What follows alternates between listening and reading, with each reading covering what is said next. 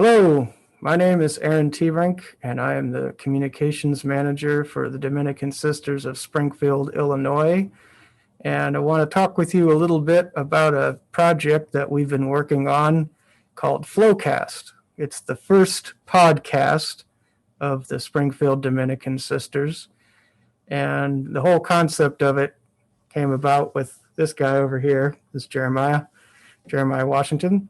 He is the host of the show. And we were talking about all sorts of things with technology. And I noticed he has a natural ability just to have great conversations and really makes people feel comfortable. So when we came up with this concept, we wanted to find ways for people to tell their stories about changing lives in meaningful ways, and wanted to have sisters and associates and people around the Sacred Heart Convent talk about life in general. And Sister Beth Murphy books the talent and comes up with some themes, and this guy over here talks and does a great job of just moving things along. And he's just a cool guy in general. Yeah. Appreciate it. Oh, yeah. Veronica Brown is our new communications and mission advancement specialist. And she is the person that has come up with the imagery for the brand. And I've incorporated that in our edits. And if we do any video work or website work, it'll all look really great because of her work. Long story short, we really want you to enjoy this and share it. I've been listening to Jeremiah do all of these for, I guess, since January. And right now, today is June 2nd. So we've been doing this for quite a while, and we're trying to make this a weekly thing. And we've done quite a few of them. So it will premiere on August 19th, the Founders Day, and that's when the world will first hear all of these. But you're going to get a sneak peek today. Well, Jeremiah, is there any specific ones that have popped out to you, or anything you've learned along the way, or any experiences you want to share for the sisters today? It's been a great journey learning all these things about the sisters and working with the communications team. And I hope everyone that hears the podcast is just excited as we were to make it, for them to hear it. The first audio that I would like for everyone to listen to will be our first video with Sister Kelly. It was on Zoom. It worked really well, even though we were both in two different places. And that was our first guest, and that kind of set the tone. We learned from there and made adjustments and just kept getting better with time. So I hope everyone likes it. I remember when I was home for retreat recently, this was probably last November. And part of this was just having not been home because of the pandemic. When I walked into Sacred Heart Convent, and as I encountered our sisters, I said to someone, I can literally feel the ministry of presence. We're all called to where we are and to what we do each day. And we do that to the best of our ability, hopefully with joy most days, whether we're 38, 24, or 102.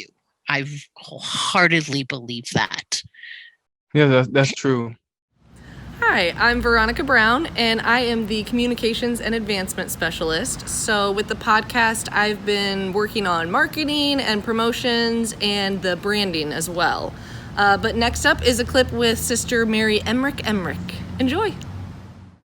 I am here with today Sister Mary Emmerich, or as they like to say on the intercom when they paid you, Sister Mary Emmerich. How come they say Emmerich twice on the intercom? That's a long story.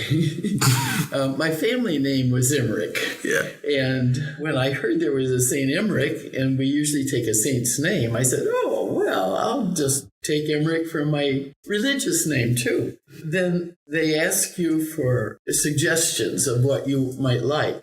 Well, by that time, I kind of put it down as my sixth choice. It wasn't my first one at all. That's the one that was chosen for me. And so it's two different spellings. My family name, Emerick. My religious name, Emmeric. The next clip is our first audio roundtable. And our two sisters and two associates who participated were so much fun to listen to. And I think you're going to enjoy it too.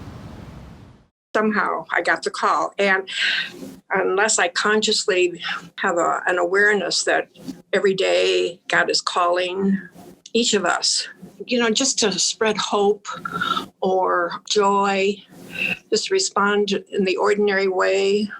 So that's part of, I think, what vocation and responding in this time, in this place, it's sort of like the gospel passage where Jesus says in response, to the disciples wanting to know before they were the disciples, where do you abide? And Jesus says, come and see. So there's something attractive there.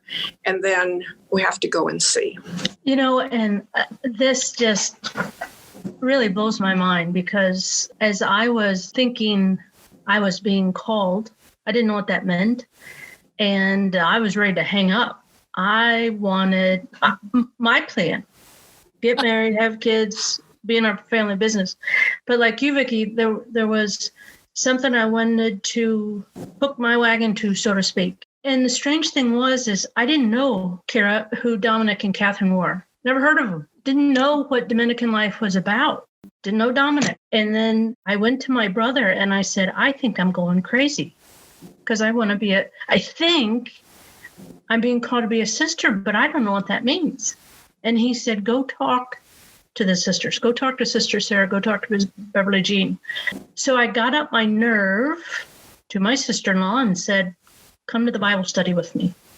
So that was kind of my entrance into it. And then I made an appointment with Beverly Jean and I said, I feel like I'm being called, but I think I'd be a good wife and mother. And she said, if you'd be a good wife and mother, you'd be a good sister. Come and see.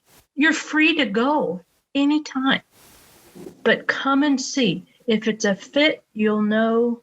And if it's not, you're free to go.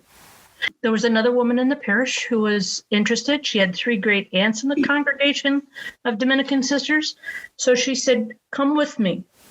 So we came over to Springfield, and I kid you not, the moment I stepped in to the front doors, I knew I was home. I didn't know why. I didn't know how. I just knew I was home. Incredible. Before I had even met anybody else, I was so comfortable walking in that front door. What I learned throughout my time, through those first few visits, is the sisters ate together, prayed together, and played together. And as I realized it later, that's Dominican life, but that was also the Glazic life. I didn't go to parochial school. Like I said, I was a public, but we went to Mass every week. We went to CCD. We studied our catechism at home. We had devotions at home. So I grew up very Catholic, but that community, living with so many, we shared. It was ours, not mine. We ate together, played together, and prayed together. And little did I know that is Dominican charism. So it's of God. Here I am, Lord. I come to do your will. Absolutely. Amen. Even though we don't know what the will is. Yeah. And that was the strange thing too. When I did enter, and I remember saying to Sister Dominica, the Prioress General at the time, I don't want to be a nurse and I don't want to be a teacher. What else you got for me?